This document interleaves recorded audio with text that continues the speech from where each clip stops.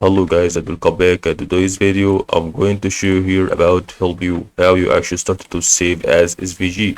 So first of all, this is gonna be about help you in everything that it should be really a lot of things that it's still to be really satisfied is available for everyone who wanted to start to have that. So first of all, what you're gonna do is about start to go and go and click here on that one. Okay, so what you're gonna do is about actually to have to save as that kind of